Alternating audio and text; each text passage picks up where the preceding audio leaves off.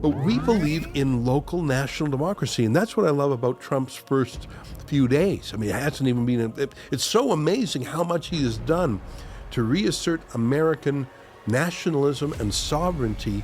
And I say this as a Canadian, I think it's going to benefit the whole world. Mainstream media gives you the impression that there is nothing good about America. In direct contrast to that, my podcasts will prove by examples that America has always been and still is the land of opportunity for everyone. Hello and welcome to another episode in Life Lessons with Dr. Bob. My guest today is Ezra Levant. Ezra was my guest about a year and a half ago, and I've invited him back to give us an update on his ongoing battles against the radical left and their woke ideology. Now, if you haven't seen episode 32, then here's a bit of background on him. Ezra is a writer, broadcaster, and former lawyer, but his passion is political activism.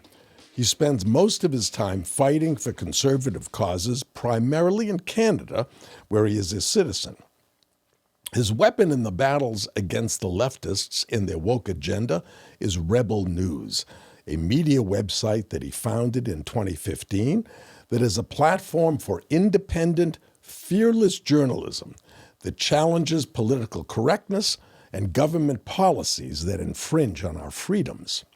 Simply put, the mission of Rebel is to preserve freedoms: freedom of speech, freedom of movement, and freedom of privacy. Canadians really need Rebel because the media in Canada is totally controlled by the current Prime Minister, Justin Trudeau, who is a committed leftist. The proof of that is when he was asked which type of government he admired most in the world besides Canada's, his answer was, and I quote, "China's communist government," unquote. Trudeau believes that democracy is frustrating because it doesn't allow prime ministers to do what they want. But isn't the role of government to do what the people want? Trudeau's words remind me of a quote by my friend David Horowitz. Quote, "Inside every progressive is a dictator screaming to get out," end of quote. Despite that hostile environment in Canada, which includes legal attacks by the Canadian government against Ezra and Rebel Media, Rebel continues to thrive. It has over 1.5 million subscribers on its YouTube channel, and although it is based in Canada, it has strong following in the US, the UK, and Australia as well. Now, in addition to reporting on those events, under Ezra's bold and some would say confrontational leadership, Rebel occasionally gets involved in those events.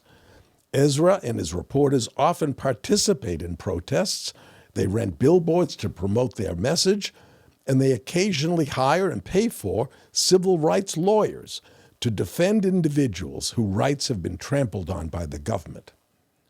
Ezra has been recognized for his perseverance and bravery in confronting the left.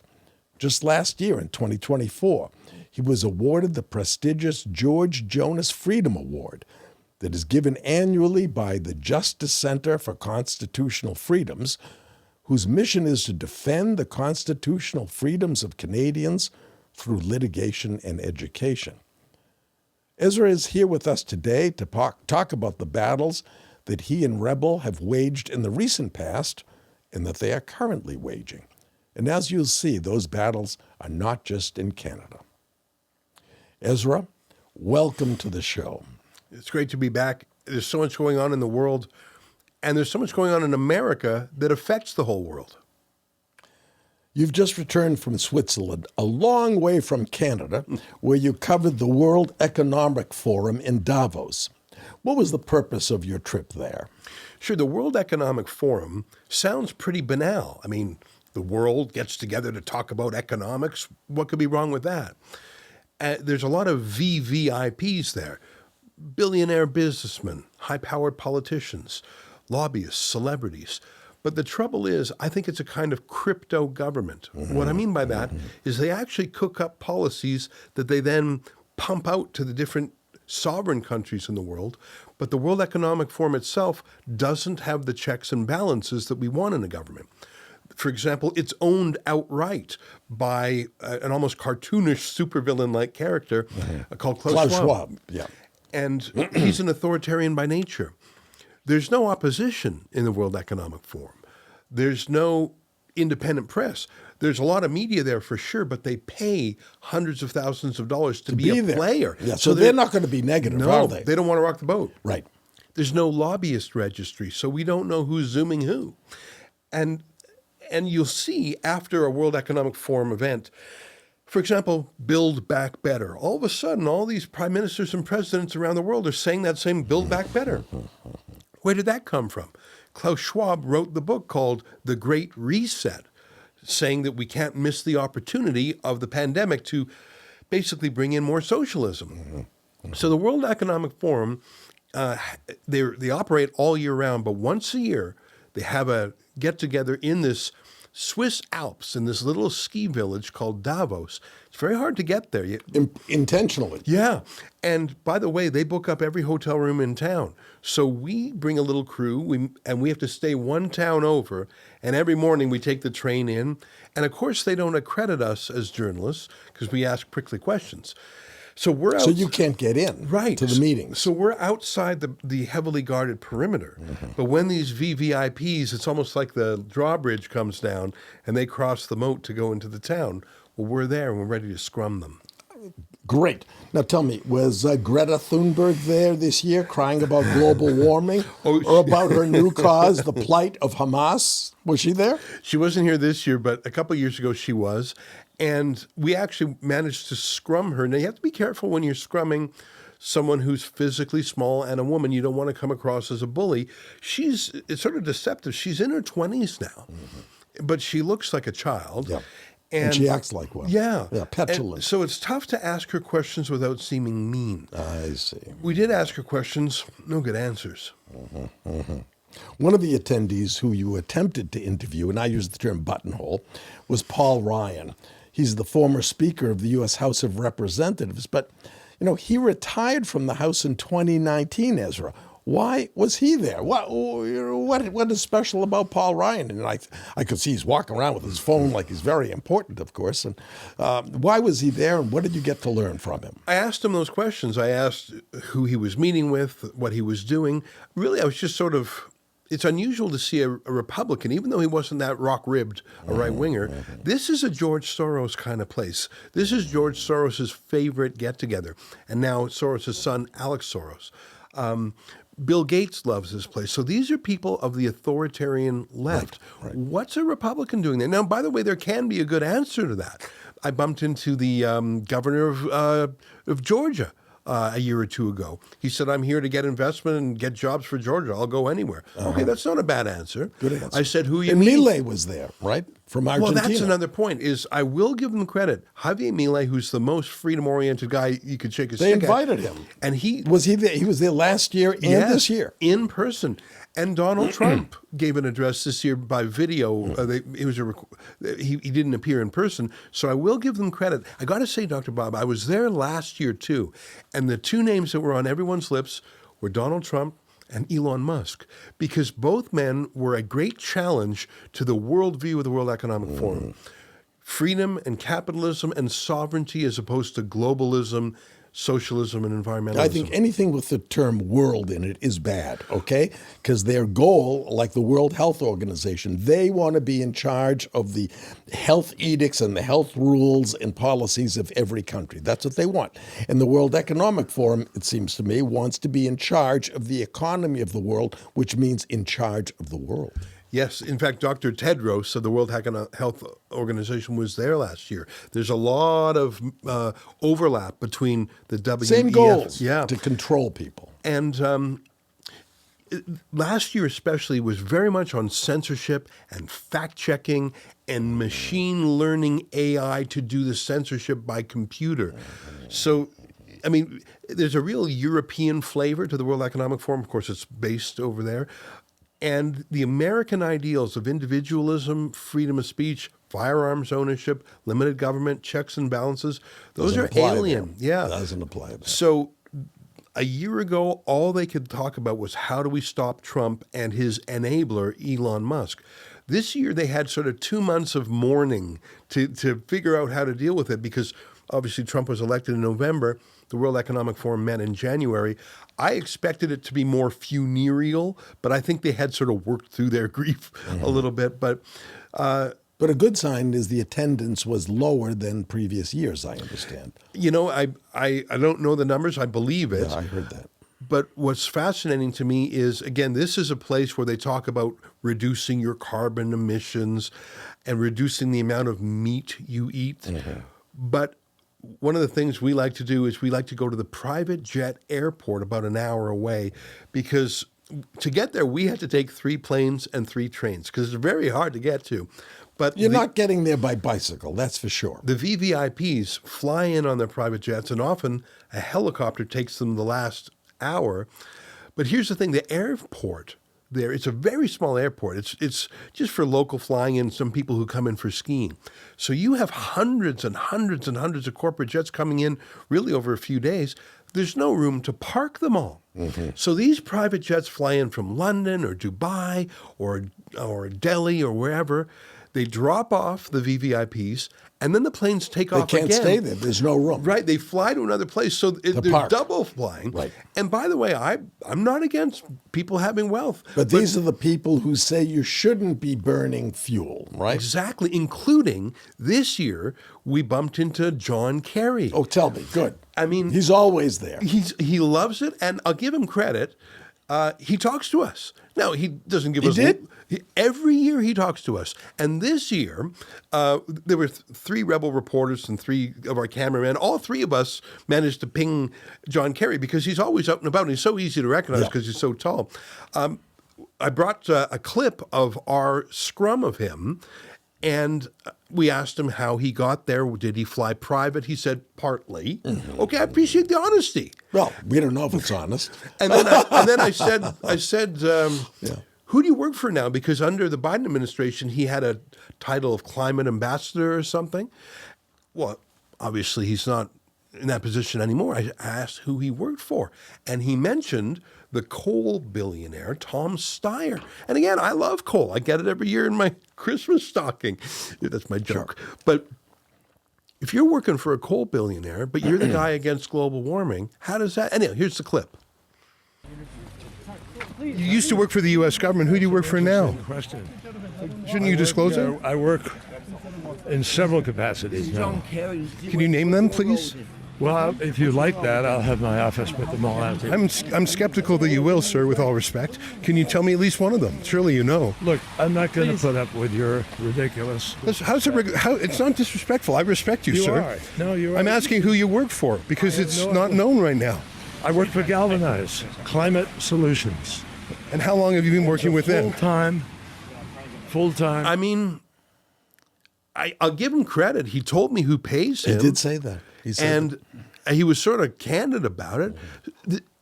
All these do-gooders at the World Economic Forum, they do have a financial agenda and an ideological agenda. I bumped into Larry Fink. Tell me that. You know, he is the mainstay of the WEF. He's on the board. And I want to tell our audience a little bit about him, and I'm going to refer to him, Ezra, as Fink, because that's what he is. He's a Fink.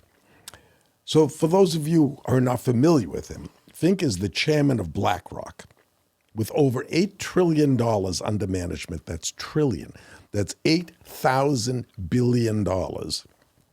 BlackRock is one of the most largest investment management companies in the world. And because it owns significant positions in many public companies, it uses its position to influence, to force those companies to support his personal causes, which are the woke causes of environmentalism and DEI. Now, when I was chairman of my company, public company, I would get 3-page letters from Fink every year, which insisted that our board of directors comply with his demands. I think at that point, BlackRock owned about 10% of the company. So you have to pay attention to a 10% share owner. But you know, he doesn't own those shares. It's the people who invest in BlackRock. They really own the shares. And I don't think he's representing their views at all. He's just using that club of having those shares under his control, even though he doesn't own them, to force us to do what he wants. Now, I had a fair amount of my personal funds invested in BlackRock, and when I got that first letter, I withdrew all of my funds in protest to his heavy-handed actions. Now, Ezra, you were able to buttonhole a Mr. Fink at Davos earlier this month. Tell us about what he had to say. Sure. Davos is full of these VVIPs. Some of them, I don't know what they look like. I don't know their names. They're all wearing little name tags, but I know what Larry Fink looks like because he's such a public profile. And I was surprised to see him on the street because a man of such stature often is in a black SUV or something. He was walking with a couple bodyguards, but we saw him and we ran up to him and just started asking him questions. And I tried to be polite. I called him Mr. Fink. Obviously, we you could call us annoying, and I'll accept that accusation, but we were asking real questions. You just told the story of how he would write letters to your company demanding you follow certain woke ideologies. I asked him about that. I said, are you still doing that in the age of Trump? I asked him if he had a phone call with Trump, if maybe he's going to come around. I said, are you putting your shareholders' interests first by pushing your ESG? Yeah, or your interests first. Yeah. And I asked him all these, and I guess some of our questions might have been a little snippy. And now he's a smart man. No one would deny that. And surely he's heard all of these questions before. I have not come up with a question he's never heard. So he would have answers to them. But the fact that it was like, who are these peasants who would ask me these things? Right. Because we weren't the vetted, scripted CNNs that had paid to play. And that was one of my questions for him, too. I said, are you unused to interviews where you don't have the questions put to you in advance? And he was frustrated, but he didn't answer us. Maybe he thought that would be too lowly of him to talk to these, who are these ruffians? But he did a very weird thing, Dr. Bob. As we were walking, he took out his personal cell phone, pointed it right at my face, and snapped it. And then my colleague, Avi Yamini, one of our reporters, did the same to him. And I'm thinking, well, he knows we're recording this. We're not shy. At that moment, I said, my name is Ezra Levant. Like we said. You're not hiding anything. Yeah, the opposite. You didn't have a keffiyeh on, did you, by that chance? No. And I think he's trying to intimidate. In some way that he's going to have someone come after us or something.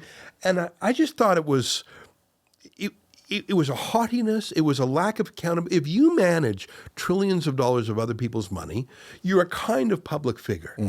And I think you have some accountability. And our questions were, I think, largely legitimate. And I think by reinforcing the fact that he doesn't have to answer to anybody. Right. He doesn't answer to anybody. I think he lived down to his reputation.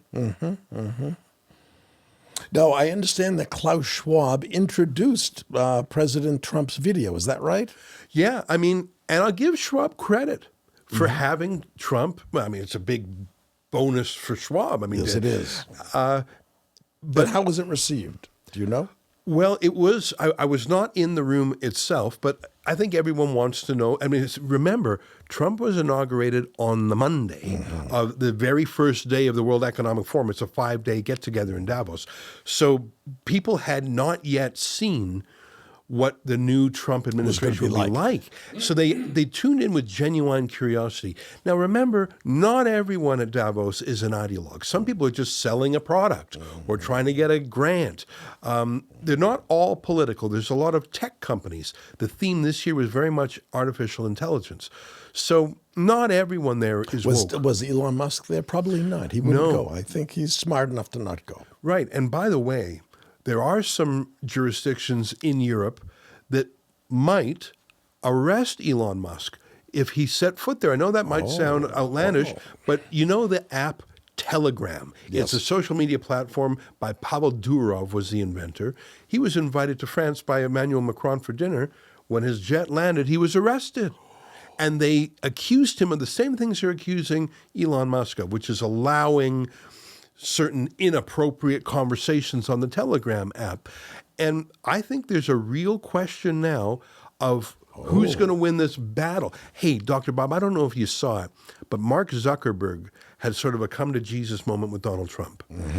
And it was actually very interesting. Later on, he said, we're going to fire all our fact checkers. Right. And he moved the leaders of that group, maybe different people, to Texas. That's right.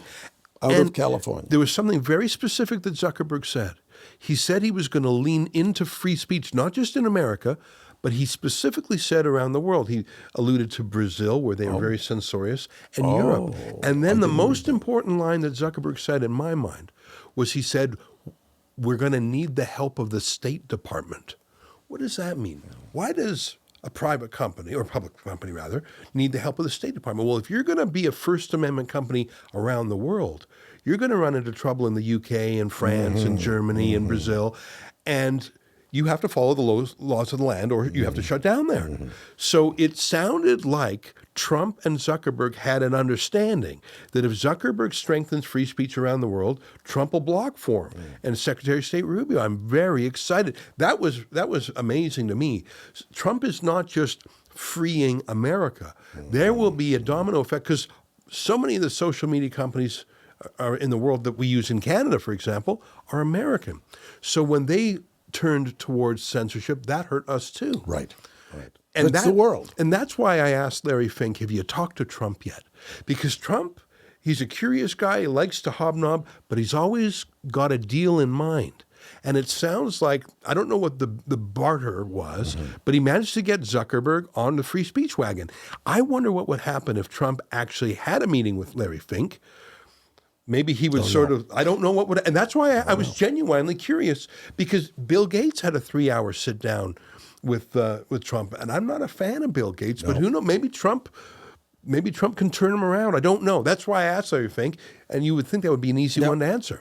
He's a Fink. Yeah. Doesn't answer. Yeah. Now, on a lighter note, there was an unusual protest at this year's WEF. Maybe it happened last year too, but I didn't know about it.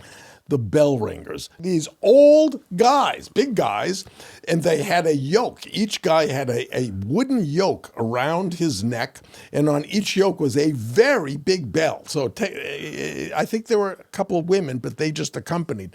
These are heavy bells, and they're called the bell ringers. And they said that they're from the local community of Davos, or right around Davos, and they object to the VVIPs trying to change the world, and they said, let Switzerland stay Switzerland. It was rather interesting to see that. Maybe we'll post the link for you to watch that video if you want. I've met the bell ringers in another context in Geneva, protesting against a world vaccine treaty. But I didn't. I got there a couple days late in Davos because I was at the inauguration in Washington, then I flew straight over to Davos. Talk about going from oil to water. Right. I can't think of two more different places. Washington, D.C. for Trump's inauguration. Populous, where we are celebrating freedom. And then going to the heart of darkness, the supervillain's lair in Davos. And people sometimes say, Ezra, why are you traveling to exotic places? We need news from America. We need news from Canada. And I say, if you go to Europe, you will sometimes see things. I call it a dystopian time machine. You'll see what happens with mass immigration, with the Islamification of the public square. Right. And if you don't change course, you will wind up that way. You can see the future. A friend of mine told me many years ago, he says, if you want to see what's going to happen politically in America, go to Europe, and 20 years later, that could happen in America. And this, when we watch what's happening to the mass immigration from Islamic countries into Europe, into France, into England, where I think the most common name in England in the last few years of newborns is Mohammed. So that could happen here. Right? We can see the future. Now, talking about another funny thing, a number of extreme environmentalists have expressed serious concern about the sustainability and, in their view, the severe environmental consequences of humans relying on beef as a main source of protein. And some of these people, I think Bill Gates, for example, are promoting lab-grown meat, and even eating protein made from bugs. Now, I understand you had a brief session with a vendor of bug candy. Tell us about what that was. Yeah, the World Economic Forum has some ideas. Sometimes they just brainstorm sort of think pieces. One of them got quite famous. It said, "You'll own nothing and you'll be happy." Sort of a future where everything is rented, like everything's an Uber. You don't own a car. Your house, you share your house. Like it's a terrible dystopian future. One of the things they really emphasize at the World Economic Forum is getting off meat. They say they do it because cows have too many emissions, and they focus on eating bugs. They say that bugs are a source of protein. And they may be. I'm sure they are. Right. But I think there's a reason over the millennia why we have a revulsion to eating bugs. It's like when you see maggots in a carcass. Right. Your body gags. That's 1,000 generations of evolution saying, don't eat that, you'll get sick. Right. Don't eat the rats and don't eat the bugs. The maggots. I think it's our body's saving it. Yeah. It's the same reason we throw up when we have too much alcohol. It's expelling the poison. Right. There I was on the street of Davos, and there's people giving away things. Remember, it's like a trade fair also. I see. So, and there's countries, by the way. There's United Arab Emirates, there's India, there's Mongolia, there's Ukraine. So it's like a trade show. It's like a World's Fair. And that's outside the garden. That's right. Part. Okay. And so they're giving out hot chocolate and hot tea because it's pretty cold. So we see one guy handing out energy bars. Okay, well, that sounds good. It's cold. You want a bite?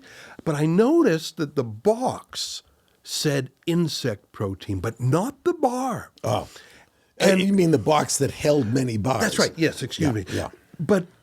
And I inspected the bar, and nowhere on it, it was... On the wrapping. No yeah, place. on the wrapping, it had the Latin phrase, the genus and species of the insect, Adolphinus diaparinus. I've never heard of that. I bet you not one in 1,000 people's ever heard that. Yeah, we know what it means. And it was sneaky that way. And I talked to him, and he was very friendly. Like, he thinks this will catch on. And I said, what's your best case for this? And he said, well, it uses less water to make the same amount of insect protein versus beef protein. It uses less water. Okay, I'm sure it does, but I don't want to eat the bugs. And as I was there, because he was giving away the free stuff, I talked to him for about 15 minutes. But we were on the street, so people would come over and say, and they're sort of filling their pocket. You know, there's someone giving away freebies. People take them. And the gentleman who was handing them out would say it's insect protein, but they didn't hear him. No, they were just focusing on it. And I would say to them, and I was standing there. Energy bar. I said, did you hear him? There's insects in that. And some of them said, I don't care, but others were shocked and felt tricked. And that's my beef with it, is that if someone willingly chooses to eat the bugs, okay, not my taste, but each to their own. But if you're hiding it, why? And this is what people don't like about the World Economic Forum. They feel like subversive. And I call it a crypto government because it's trying to pump out ideas into the brains of business leaders like Larry Fink, politicians like John Kerry, and there's no checks and balances, and I really feel like it's undemocratic. And I'm not saying they never have a good idea, but the way we do ideas is the clash of ideas back and forth in the open square. Openly. And we have a constitution, the American Constitution, the Canadian Constitution, that guarantees certain freedoms. No one said Klaus Schwab is No one gave him the authority. That's right. And I salute his industriousness and his entrepreneurship. He's created, he's a billionaire because of it. He's created quite a thing. But we believe in local national democracy, and that's what I love about Trump's first few days. It hasn't even been, it's so amazing how much he has done to reassert American nationalism and sovereignty. And I say this as a Canadian, I think it's going to benefit the whole world. Ezra, let's move from Switzerland back to Canada. Let's talk politics. Is the mood of Canadians changing, moving to the right, as it appears to have changed in the U.S. with the election of Donald Trump? People are tired of Justin Trudeau. When he was first elected in 2015, he seemed young and cool. And 2015? Yeah. He's been in charge for 9 or 10 years? Yeah. Oh. And he's done a lot of damage in that time. But he's also worn out his welcome. There was a recent poll that had only 16% support. And according to polls, it's not just that people dislike him. They hate him. Oh, I would hate him. And it's sort of like when you fall out of love with someone. It's much worse than if you just never liked them in the first place. And Yeah, you feel like you were deceived. And I think a lot of people feel that way. So when you're that low in the polls, your party starts to panic. And there was a bit of a mutiny. So a few weeks ago, he announced that he intends to resign. He hasn't resigned yet, but he said he intends to. And his party's going to have a leadership race to replace him. In that way, it's a little bit like when Joe Biden had a disastrous debate performance. His party panicked, and so they switched it up with Kamala Harris. Now, would there do elections happen every 4 years or 5 years? How does that happen? In a parliamentary system like Canada, they can move around. They're not. We do have a law that says it should happen in October 2025, but in a parliamentary system, if the prime minister loses a vote of confidence, it can be earlier. It can. Okay. And it was imminent that he was going to lose a vote of non-confidence. So he dissolved Parliament. In the Canadian system, King Charles, believe it or not, is still our king. And the king has someone in Canada called a Governor General. These aren't, it's mainly ceremonial, but Trudeau went to the king's representative and said, dissolve Parliament. So they couldn't vote him out. So right now, our Parliament is not allowed to meet. So all these members of Parliament, they may wish to give him the boot, they can't. So he's sort of, not going to say stolen. But if you dissolve Parliament, doesn't that mean there have to be elections? Parliament's coming back on March 24th. It's called a prorogation. Okay. I don't mean to be too technical, but it allows some monkey business like that. In the meantime, the Liberal Party is choosing a new leader. Now, But there are other parties too. There are. The party that I support, and I think most conservative, freedom-oriented people support, is called the Conservative Party of Canada. It was the party that the last Prime Minister, Stephen Harper, was a part of, and I think he was well regarded economically. He was strong on foreign affairs. The new leader of the Conservative Party is fairly young. His name is Pierre Poilievre, and he's actually way out ahead in the polls. And that's what I mean, because the Liberal Party panicked when Trudeau was so low in the polls, so they're going to try and switch it up. And they're going to try and choose a new leader. Now, here's the crazy thing. Joe Biden remained president while Kamala Harris was the candidate. And Kamala Harris could at least say, well, I was the VP, so I had some legitimacy. The Liberal Party of Canada, when they choose a new leader, will most likely choose someone who has never won an election, is not a member of Parliament, but he will immediately become the Prime Minister himself. His name is Mark Carney. And what are his views? He must be left. He's a deep environmentalist. Oh, perfect. His life's work is carbon budgets, carbon taxes. In fact, he was on the board of the World Economic Forum that we've just been talking about. The last thing I want to throw at you is, how is he going to be selected the Liberal leader? Well, the Liberal Party has the rules. You can be as young as 14 and vote. You don't have to be a Canadian citizen. You just have to be a permanent resident. So you can have 14, 15, 16-year-old students who aren't even Canadians choosing not just the Liberal leader, but that man will immediately become Prime Minister. We don't have the same... Yeah, but the party has to win. But if this new leader manages to avoid a vote of non-confidence, he can be the Prime Minister until the mandated election in October. Oh, it's October. Yeah, so we will most likely have a Prime Minister of Canada who has never been to an election, who has never won the trust of Canadians. He just won some internal party system. Wow, and he'll be the Prime Minister automatically. Yes, he will be. It's so weird and so terrifying. No mandate. We know very little about where he stands. In fact, he announced his candidacy on The Daily Show. In the U.S. What are you doing? Like, not even in Canada. But you said there's a particular individual, I forget the name, from the Conservative Party. Pierre Poilievre. And I think whenever we finally get an election, he's going to win. Oh, I see. People are so sick of these liberals, and changing the deck chairs on the Titanic make a little bit of a difference. There's this wonderful video. Here's what I like best about Pierre Poilievre. That's the name of the conservative leader. He, like Trump, doesn't seek the approval of the media. And what I think that's the most important trait of any conservative, because if you are susceptible to peer pressure, you'll abandon your values if someone asks you a tough question. I want to show you a quick clip of him talking to a journalist, sort of like Trump is, while eating an apple. This video went ultra viral because it shows how Pierre Poilievre treats the leftist media. Currently, you're obviously taking the populist pathway. What does that mean? Well, appealing to people's more emotional levels, I would guess. I mean, What do you mean by that? certainly Give me you tap very strong ideological language quite frequently. Like what? Left wing, this and that, right wing. I mean, it's that type I of almost never ideological talk about. spectrum. I never really talk about left But or right. anyways, a lot I of don't people really believe in that. Okay. Well, regarding Trudeau resigning or saying he's going to resign, did President Trump have anything to do with that, you think? I think a little bit, because when Trump came in, but he said he wanted the border sealed between our two countries. It's the world's longest undefended border, Huge border. which normally is not a problem. But fentanyl is coming into the U.S., some of it from the Canadian side. And actually, although a lot more migrants are coming from the Mexico side, there have been some suspected terrorists arrested on the Canadian side. So Trump said, look, by the time January 20th, my inauguration comes around, I want that border fixed. No more drugs, no more migrants. And if you don't do it, or else is I'm going to slap you with some tariffs. Yeah, I read about that today. A grown-up would say, all right, let's fix the border.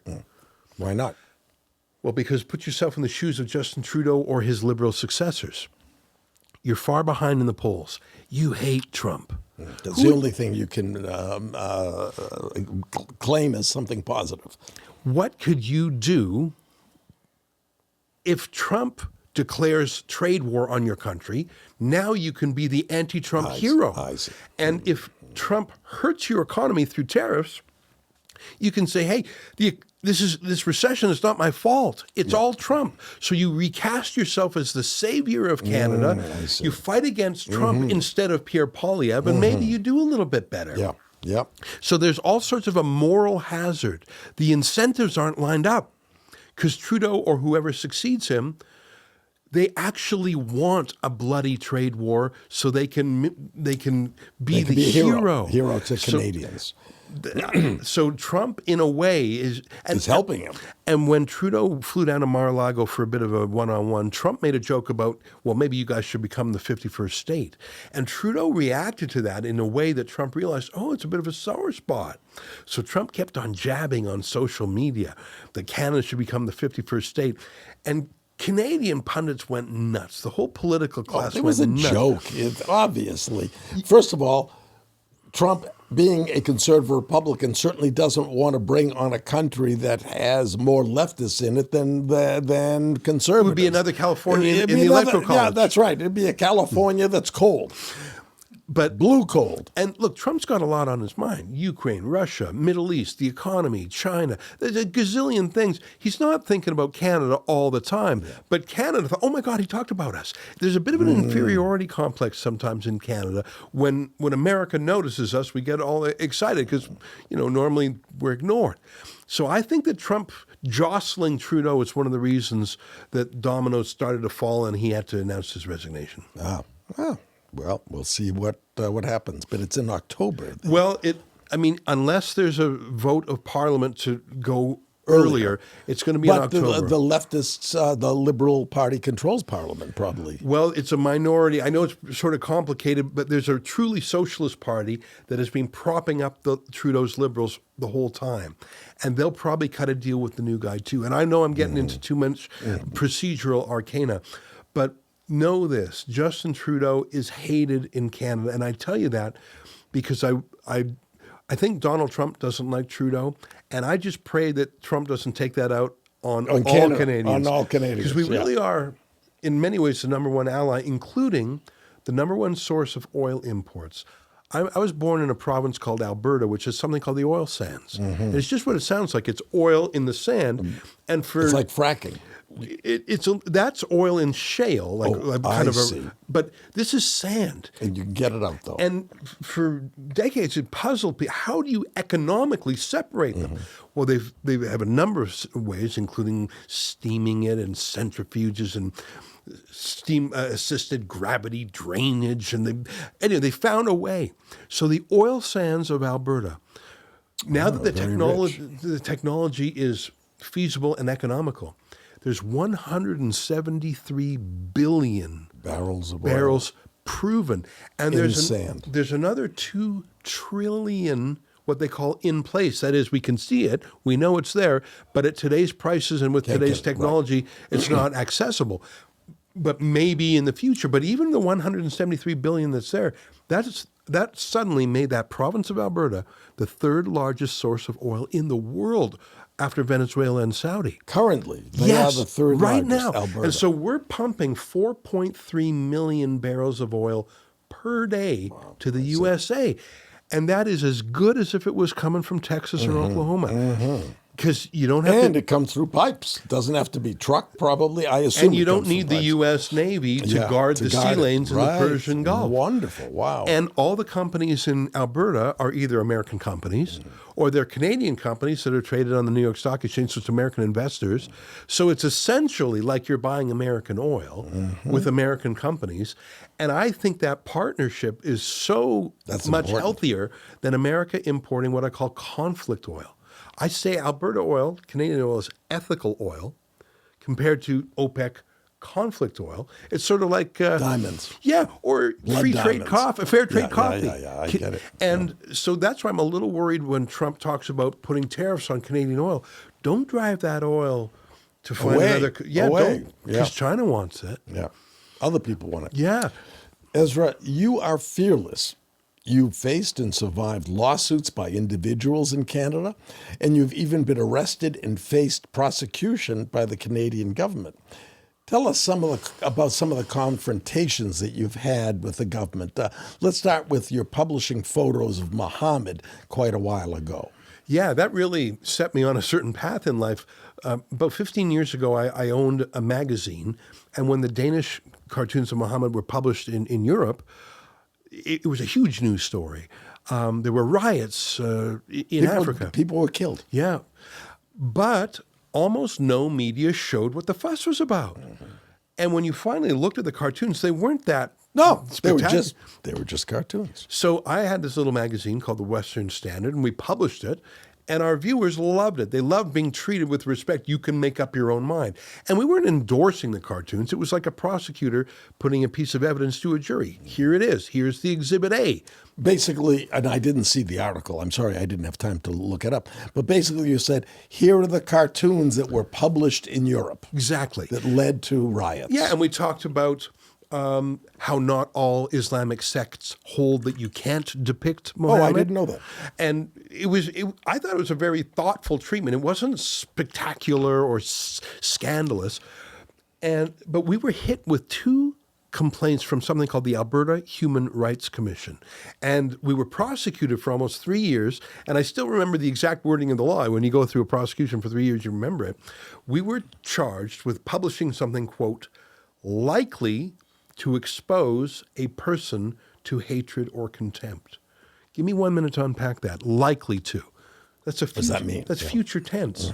So it didn't happen for sure. It maybe will happen in the future. It's like a Minority Report, that novel by Philip K. Dick that was turned into the movie Minority Report. The Department of Pre-Crime, likely to do what? I mean, I guess if I utter a death threat, that's a future tense crime. But at least it's something tangible, likely to expose a person to hatred or contempt. So likely to make him have hard feelings about him, which is a subjective measurement. So we're giving a veto to the thinnest skinned person in the room. You don't have to have any actual damages. And by the way, think about that. Likely to expose a person to hatred or contempt. So hatred, so what if he's exposed to hatred? And that's truth, just a feeling anyway. But truth is not a defense. It's not likely to cause bodily harm even. Well, that's not, right? Nowhere near that. And you can't ban feelings. Those are feelings, love and hate, contempt and respect. You can't just outlaw feelings. But think of one last thing. Sometimes the truth causes us to feel feelings of hatred or contempt. Schindler's List. Right. Caused a lot of people, at least in the moment, to feel contempt against Nazis, for example. So there's really no defense. Right, I see. I was put through 900 days of that. And 3 years. And it was only because I videotaped my interrogation and put that on the internet. This was in the very early days of YouTube, that the world saw. If I would have told you that I was grilled for an hour by a government agent about my personal and political and religious views, you wouldn't believe me. Unless I filmed it. And I learned a big lesson that day, Dr. Bob. Film everything. Film everything. Yeah. And that was before smartphones hadn't even been invented yet. Mm-hmm. And I've learned, and by the way, just a few years ago, I was prosecuted by Elections Canada. I wrote a book about Trudeau called The Libranos. It was a takeoff of The Sopranos. And I made the case that Trudeau was corrupt. Okay, that's my opinion. Mm-hmm. There were 24 books in Canada written about Trudeau in the 2021 election. Mine was one of 24 books. I mean, Trudeau was the subject. I was the only one that was investigated and prosecuted. That they alleged that my book was an illegal campaign contribution, even though there's a specific exemption in the election finance law for books, as long as it was sold on a commercial basis, which it was. And I was summoned to the headquarters of Elections Canada. That would be like your FEC. And 2 30-year veterans of the Mounties interrogated me. Why didn't you register this book with the government? They use that language. Yeah. Register the book for the...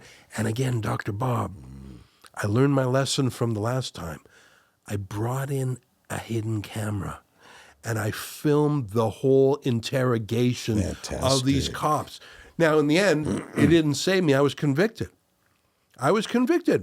Of an election crime. Yeah. Now, thankfully, it was a $3,000 fine. I find it outrageous. And I hope the law's changed when the new Conservative leader, God willing, becomes a prime minister this year. In Canada, I was the first person ever that I know of to be prosecuted for writing a book. And and the government put so many lawyers on this. In our last federal court of appeal hearing, I think there were like 6 lawyers on the other side for the government, and they were obsessed with the cover of the book. I don't know if you know, The Sopranos has sort of a movie poster look. I imagine that. And we replaced the faces with Trudeau and his henchmen. And they wouldn't stop talking about. So you don't have freedom of the press in Canada, evidently. We partly do. We sort of do, but not as much. Clearly not as much. If they can prosecute you and spend all that government money. Well, the punishment was the process. Exactly. I mean, $3,000 wasn't the punishment. We spent hundreds of 50 times that on the battle. We're always, because we're the pointy edge of the sword, because we're more prickly than other media, we're often the ones who run up against the law. So, for example, in both of our countries, there are presidential debates. In our country, the leaders' debates for prime minister. They're often hosted by universities or media companies or whatever. Trudeau nationalized them. He made them a government agency. No one asked for that. He just took them over. Well, it was very clear why, because he kept out reporters he didn't like. So we had to go to the federal court on an emergency basis and we actually won. The court ordered Trudeau's commission to accredit us. Now, I'm not saying to put us on the stage. We weren't like on the stage, but just in the audience. Just like he's so. You said earlier, Trudeau said the country he most admires is communist China. Right. And remember, his father was very chummy with Fidel Castro. His father took his sons to Siberia under the Soviet Union, said this is the future. Justin Trudeau comes by his communism honestly. It's what he learned from his dad. And he so obviously chafes against it. By the way, they banned us again in 2021. during that election, we had to go back to court again and get the court to order us in again. Just to be in the press pool. Just to be in the press pool. Right. So one of our reporters gets to the front of the line at the scrum afterwards and asks a question, and Trudeau, and the ink is still not even dry on the court ruling. Twice the court said our constitutional rights were violated by Trudeau, and they ordered him to accredit us. So our reporter gets to the front of the line and asks an excellent question, by the way, and Trudeau looks at her and hears that she's with Rebel News and says, I'm not even going to call you a media organization. I refuse to talk to you. You know, the judge just said we were, buddy. Yeah. But he regards himself as above the law. Sure. And what does it harm him to answer the question? Sure. It was an excellent question. Well, it's just like Larry Fink didn't answer questions. Exactly. All right, here's another story. During COVID, a band of truckers got together and decided to drive to the Capitol to show their objection to the lockdown. So were you involved in that? You know, the lockdown was very hard in Canada, very harsh. There was a no-fly list. If you weren't jabbed, you couldn't get on a plane or a train or a ferry. And we're the second largest country in the world. You need to get on a plane. It was very punitive, and a real demonization of those who made a personal choice not to get jabbed. And I respect people making any choice. Trudeau didn't. And every party in our parliament supported the lockdowns. Even the Conservative Party. At the time, the leader was sort of a conservative in name only. All the media. And remember, in Canada, most of the media is owned by the government. It's owned, right. Our state broadcasters, called the Canadian Broadcasting Corporation, is bigger than all other media combined. I see. And it is owned by the state. It is. So you've got the judges, the law professors, the colleges of physicians and surgeons, the media, every establishment was on board with it. So these truckers, it was an organic, naturally occurring convoy. There was no actual leader to it, and it just started to go. And where did they go, and what was the goal? They went to Ottawa, and it was so cold out, Dr. Bob. I went there it was like minus 20. And by the way, Parliament itself was closed, and in fact, the building was under renovation, so they just stayed in their trucks or went out on the street, and soon there was bouncy castles and hot tubs and flags, and it was like a festival feeling, and they honked their horns, but they didn't do anything really, other than some parking offenses. Now, Trudeau tried to characterize that as our January 6th insurrection. Insurrection against the government. And the media were only too happy to play along, but we sent our citizen journalists just to point the camera and film everything, just to show people what was really going on. These were regular folks, and they got the sympathy of the people, and soon the whole world was following it. Right. And soon there were other little convoys across the country going to other places. And it was just people spontaneously. I estimate that in a country of 40 million people, 1 million people either participated or saw with their own eyes. By the time the convoy made its way to Toronto, our largest city, citizens were coming out of their house, going on overpasses just to see it. Because they refused to believe things coming through their TV or their phones anymore. They wanted to tangibly look what is it really like. And I think the government took very harsh measures. As I recall, they locked all their bank accounts. Oh, Dr. Bob, because this embarrassed Trudeau, and he couldn't call it off. And they weren't reading the script he handed to them. They weren't not doing anything insurrection-y. They were very peaceful and fun and very Canadian. So he panicked, and he invoked a form of martial law called the Emergencies Act, which is a law that had never been used before, not even during 9/11. It gave him emergency powers, as you correctly pointed out. They seized and froze the bank accounts of hundreds of truckers without legal process. And maybe the husband was in a truck and the wife was at a grocery store, and suddenly none of her credit cards work. Like, imagine the devastation. All because they were expressing in a very peaceful way by essentially marching against COVID, against the lockdown. Now, a year after that, a court ruled that the invocation of this martial law was illegal and unconstitutional.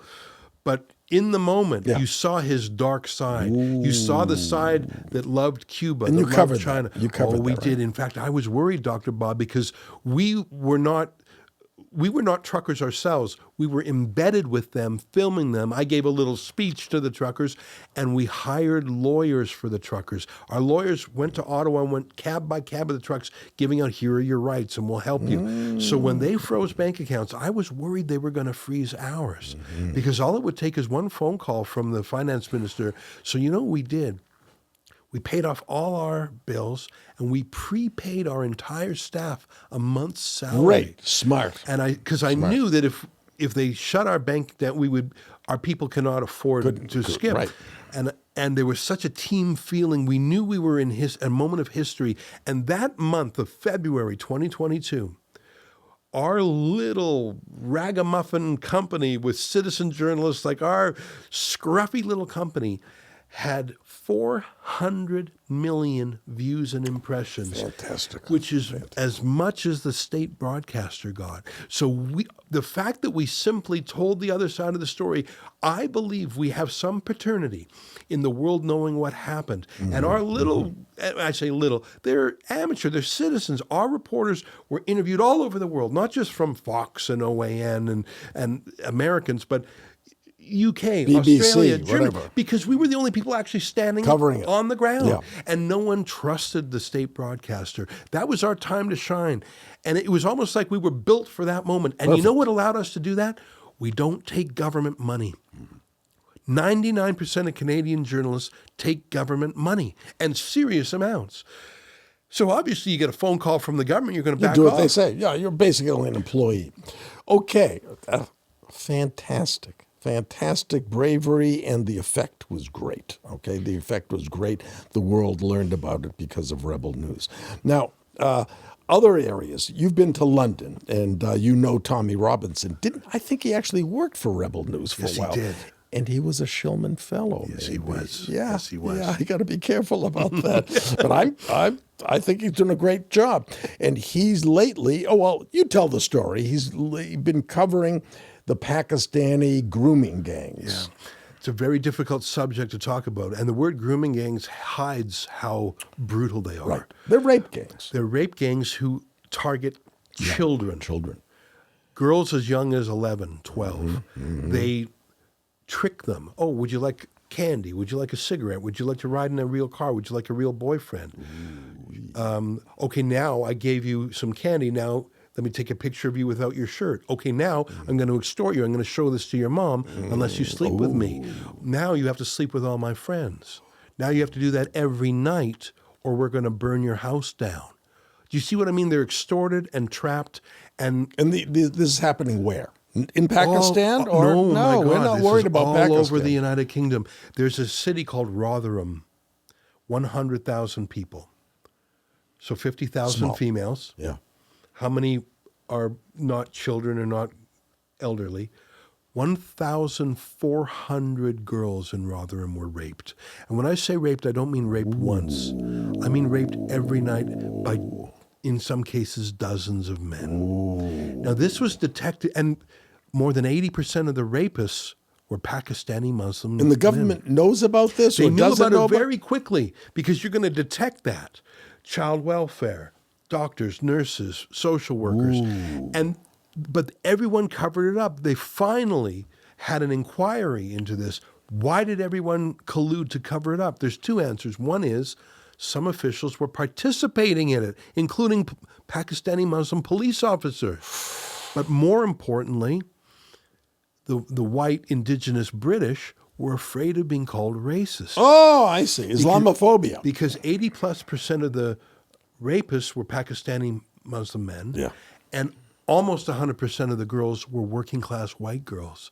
So it was the perfect storm of wokeness, and they would rather have rapes than to be called racist. Oh. And that continues to this day. In fact, you mentioned Tommy Robinson. He used to work for Rebel News, and he covered a lot of this story. One of the victims of the Rotherham rape gangs who became the whistleblower, who turned it in, her name is Sammy Woodhouse, and she just joined Rebel News as our full-time reporter. In London? She's based in Rotherham. In Rotherham? Wow. She was the one who blew the whistle on it. So why is courage. Tommy Robinson in jail? Well, the short answer is he published a video to Twitter that a judge said, "Don't do that, Tommy." And what was the video about? it was about a Syrian migrant teenager at school who got into fights with the indigenous white kids. And Tommy said that the Syrian kid was the belligerent, and that kid sued him, and Tommy tried to prove it, and it went back and forth. Tommy made a video where he talked. This has nothing to do with the rape gangs, though, right? No, but it was a Muslim Syrian migrant. I see, okay. So the judge said, "Don't you publish the video." It was a video that included interviews with people who saw the fights. So Tommy said, "I'm going to." So it wasn't a movie; it was just a video. Sorry, when I said it was a documentary film. Oh, he actually made. Sorry, I wasn't clear. Yeah, it's a full-length documentary film about this Syrian kid. I see. And the cover-up of. And the cover-up. Yeah, and the judge cover-up said. is the story. Yeah, and the judge said, "Don't you put that on Twitter." It's a whole movie. Sorry, I wasn't clear. Tommy put it up anyway. So he was hauled before court for contempt of court because the judge said don't. He ignored the judge. I sat in the court as he was sentenced to the maximum amount, 2 years in prison. Now, it was chopped down for some reasons to 18 months, and then he'll only serve 9. But 9 months in prison for publishing a video. And here's the thing. Because he's a critic of radical Islam and these Islamic rape gangs, and in fact, he's a critic of Islam itself, in the UK, the prison gangs are almost all Muslim prison gangs. And you join them for protection. You sort of convert, in fact. Well, you can't put Tommy in a general population prison now, can you? So he is serving his sentence in solitary confinement. 21 hours a day he's in a cell. Gee. And then when he's let out, it's just to use the exercise machine and to have a shower. He was not sentenced to solitary. It's not even a crime. What he did is called a civil offense. He didn't listen to the judge. But he didn't commit a crime. He just did something. Penalty. So a 9-month solitary confinement. And you go crazy. No man is meant to be in solitary for, in fact. No, all of this is to shut people up. That's what it is. And he embarrassed. It's not about how that Muslim student beat up people. It's about the fact that the people in charge let it happen and didn't interfere. That's the story, and they're afraid of letting those stories get out, that the people in charge, the white people, are letting crimes occur. Yeah. You know, last summer, a man with a knife broke in or stormed in to a girls' Taylor Swift themed party, and these were young girls. Where is this happening? In Southport in the UK. Okay. And he stabbed and stabbed and stabbed and stabbed hundreds of times. He murdered 3 girls and injured the others. He was immediately arrested, and there were race riots in the UK. And people who said things on Twitter like, he's a Muslim attacker, they were prosecuted and jailed for racial incitement. The government released a photo of this guy, Axel Rudakabana, if I'm saying his name right, and they said he was and they released a picture of him as a cute boy, and they said he was a Christian. And then they sentenced to prison all these people on social media who called him a Muslim. They said, you're agitating. Well, he finally goes to court a few weeks ago. He was a convert to Islam. He had been making ricin. Poison, yes. Yeah. And the government covered up the fact that he was Muslim because they knew that would antagonize it on top of the rape gangs. On top, so that is a society that is sick society. It is, and the government knew. Oh, and by the way, he was reported to the Anti-Terrorism Prevention Agency time and time again. So they had him on the radar. They did nothing about it. There are 43,000 suspected jihadis in the UK. 43,000.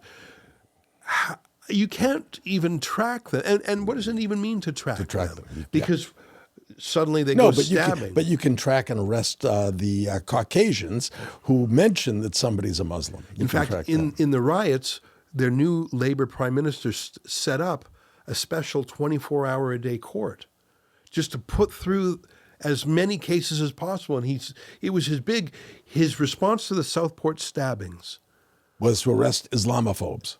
For just saying things on Twitter, and they recorded the judges and they published it, and they were so proud of themselves. One guy was sentenced to prison for gesticulating. One guy was sentenced to prison for shouting at a police dog. Now, I don't think you should shout at a police dog, but that's not a crime to go to prison. And by the way, one guy, I think his name was Peter Lynch, he was sent into prison. Well, how do you think he did in a prison that's dominated by Muslim gangs? He committed suicide.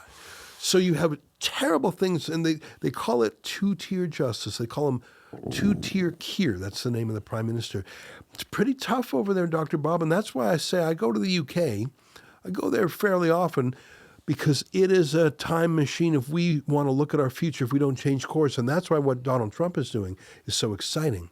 He's dealing with mass immigration. He's dealing with the borders. He's dealing with anti-Semitism. Yeah, let's talk a little bit about anti-Semitism. Recently, I know Israel pulled its ambassador to Ireland because of, I guess it's the Prime Minister of Ireland is terribly anti-Semitic, and they voted with the ICC, the International Criminal Court, to arrest Prime Minister Netanyahu and other leaders of the government if they come to Ireland. So you were in Ireland recently. Tell us about that. Tell us about the anti-Semitism in Ireland. Ireland's an interesting country. It's very small, only 5 million people. And it never colonized anyone. It never had an empire. So the woke idea of, well, you have some penance to pay. They never really did anything wrong. In fact, they feel like they were occupied by the Brits forever. But for some reason, they have brought in an enormous number of migrants, many of them military-aged single men. And I've been there several times. Muslim men, many of them are, some of them are not. But their president, who's ethnic Irish, is named President Higgins. So that's who runs the government? It's not a prime minister? They have a prime minister, but the president's more symbolic. Oh, I see. He is a crazy anti-Semite. And there's so few Jews in Ireland, 2,500 Jews in a country of 5 million. And there's just so few of them, and they're not conspicuous in any way. Of course. But yeah. I think for some Irish Republicans who have been resisting the British forever, they maybe sympathize with Palestinians and see there's an analogy there. Let me tell you how crazy this President Higgins is. He wrote a letter of praise to the Iranian government when one of their leaders died. Yeah. And the letter was later published, and he said, oh, the Mossad, they're obviously stealing my mail and publishing it. Like he accused the Mossad. No, the Iranians couldn't believe what a useful idiot he was. Yeah, that's great. They published his letter. letter. He blamed the Jews for it. I don't know who invited him to speak at the Holocaust Memorial Day this year. That was weeks ago. Yeah. And he, instead of talking about the Holocaust, he gives a lecture on Gaza. Mm-hmm. and Islamophobia. Mm-hmm. Mm-hmm. He also said Israel has plans to colonize Egypt. Just a pure conspiracy theory. It's just, I don't know what, I mean, listen, there's a lot of wonderful Irish people. I love Ireland. But their president is so crazy. But you were there. Did you report on this? You know, I didn't. The president going crazy is more recent since I've been there. What I went there for was to watch the mass migration. Again, Ireland it's an indigenous place. They're the original people. They didn't kick anyone out. Mm-hmm. It's Celts all the way back. Mm-hmm.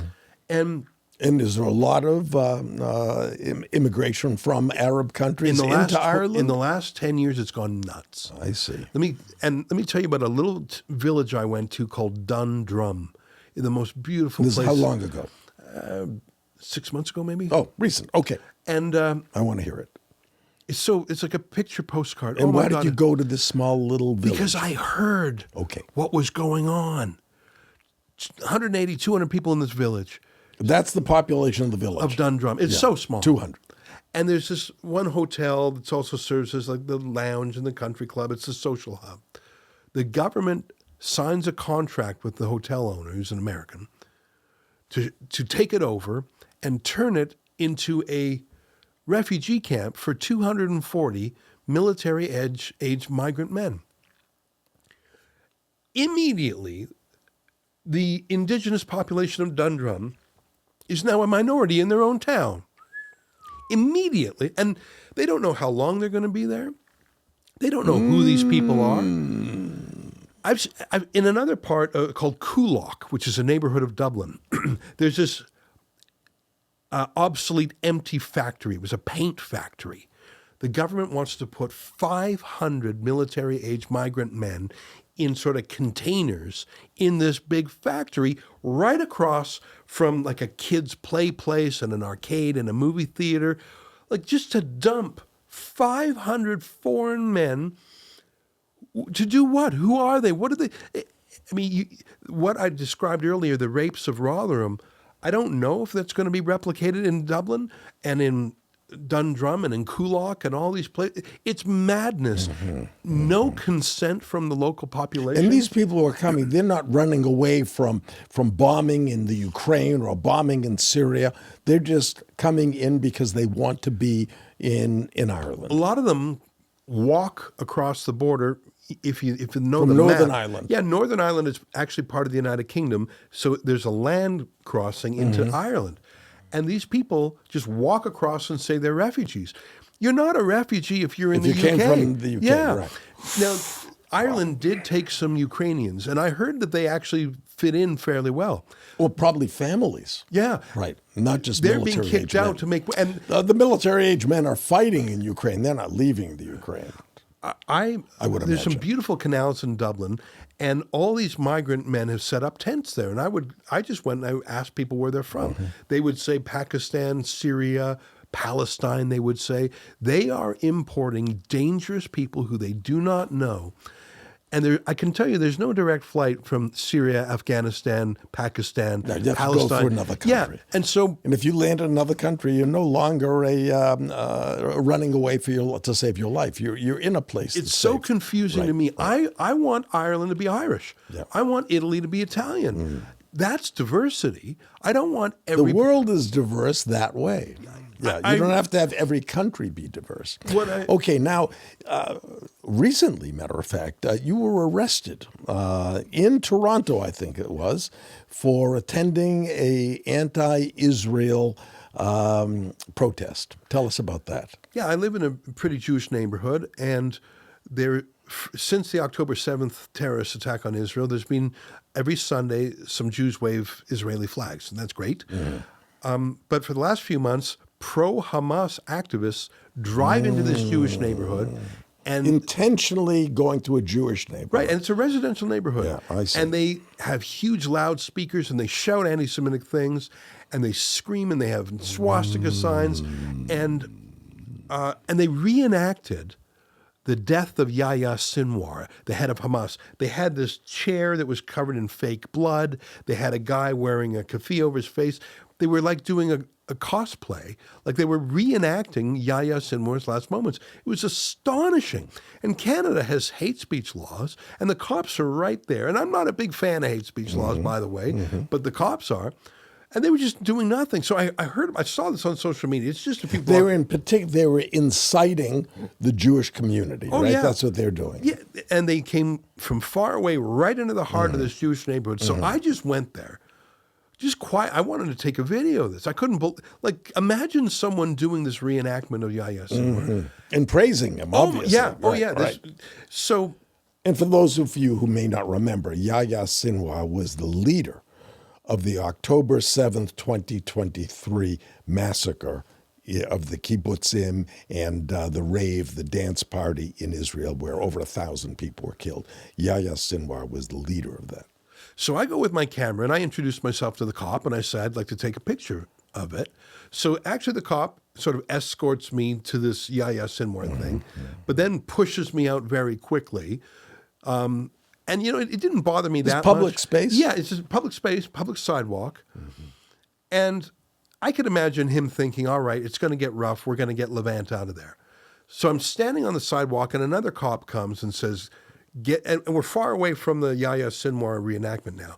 And the cop says, you got to leave because your presence here could incite them to disturb the peace.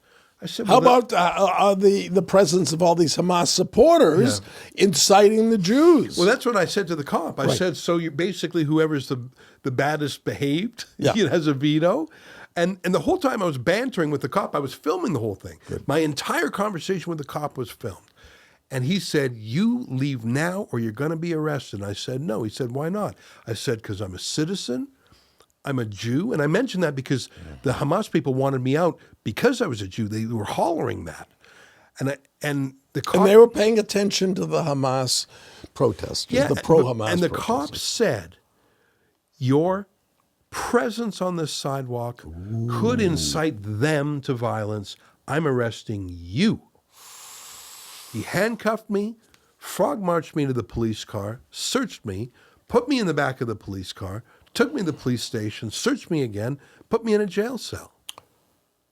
They later let me go, but I should tell you, even under authoritarian Canada, that is not the law.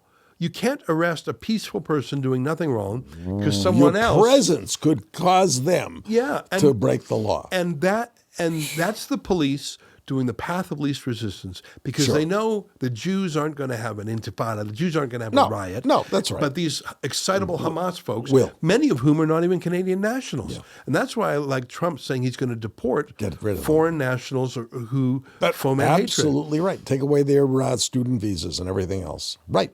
Now, what's the status? You arrested, you think, illegally and improperly. Right. Are you going to sue them? Yes, I am. In fact, we're finalizing the lawsuit. We took a break over Christmas. We are going to sue for false arrest, for assault, but also for violating our constitutional rights. And I think we have to be a little bit more aggressive because the problem with the Jewish community in Toronto is it's established and it's comfortable and it doesn't like to make a fuss. Right. No, that's the problem generally with Jews. Right? Shh, don't make a fuss. Yeah. It'll get worse if you make a fuss. That's the problem. There's no downside to attacking Jewish communities because the worst, their only defense is they're going to write a letter to somebody, okay? No, that has to change. In Canada, the mass immigration has changed the demographics of the country dramatically. There's about 400,000 Jews in Canada, and there's about 2 million Muslims in Canada. There you go.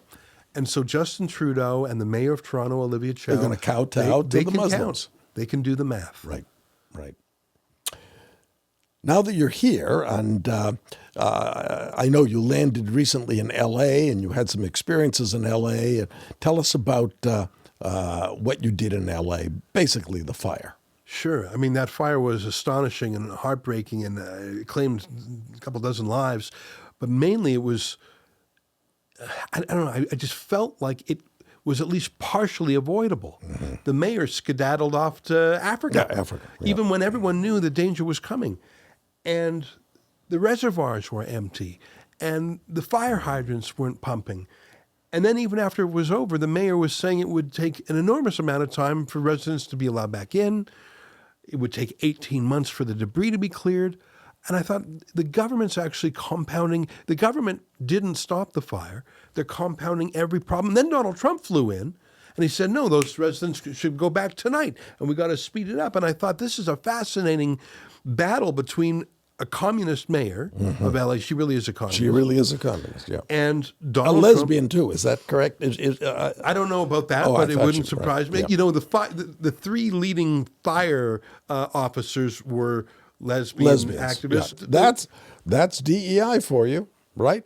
You're hiring not based on merit, but hiring based on ethnicity or color or sexual preference. That's what happens when DEI is in charge. And one of those senior firemen, for some reason, all three women were named Kristen or something. But one of them made a video saying, when a firefighter comes, when there's a fire, you want someone who looks like you. No, you don't. No, you want somebody who can put a fire out. And then she said in the video, you got to watch the video. She said, if I can't lift your husband because he's too heavy, well, he was in the wrong place at the wrong time. Can you imagine Just that? Astonishing. So this is before the fire. She was making these comments. I think. I hear the damage is up to $300 billion, and obviously the federal government's going to be asked for some of that. So the question is, will some of these problems that made the fire worse and that are slowing down the repair.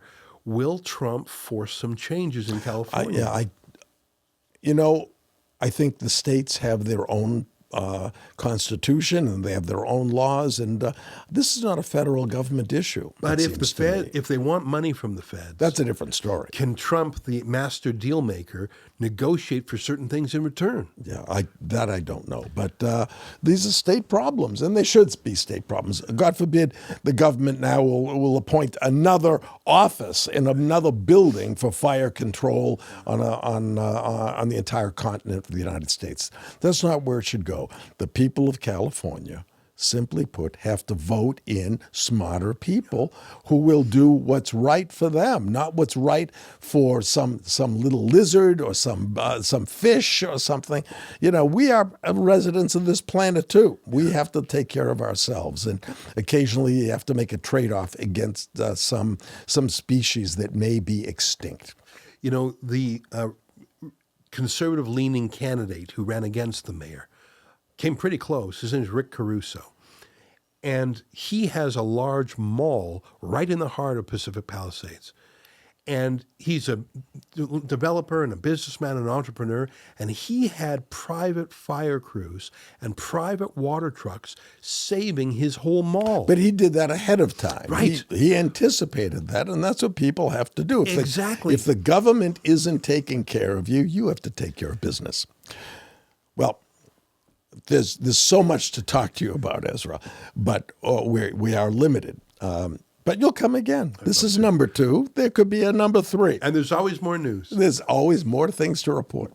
Well, I want to thank you for spending time with me today, and thank you so much more for your bravery and your continued efforts to oppose the hypocrisy of the left and the dangers that the so-called progressives are to free societies. The leftist government in Canada finances and controls the media. So obviously Rebel gets no funding from them. Matter of fact, it costs them. They have to pay for lawyers when the state and the country goes against them. So Rebel has to finance its efforts through crowdfunding. Thank goodness there are enough patriots that donate on average $60 each to keep Rebel on the political battlefield with its small army of dedicated employees. I've been a supporter of Rebel News since 2017. If you want to join me in helping it continue to fight the radical left and their woke agenda, go to rebelnews.com, that's all one word, and click on Donate. Your donation, along with those of like-minded people like you, makes a difference. Thank you for watching, and if you enjoyed this episode, please subscribe and you'll automatically be notified of future podcasts in this series. Thanks so much for listening to another episode of Life Lessons with Dr. Bob. If you enjoyed these interviews with some of today's most influential thought leaders, please follow and rate the show on your favorite podcast platform. And don't forget, you can also watch each episode on YouTube as well. We'll see you next time.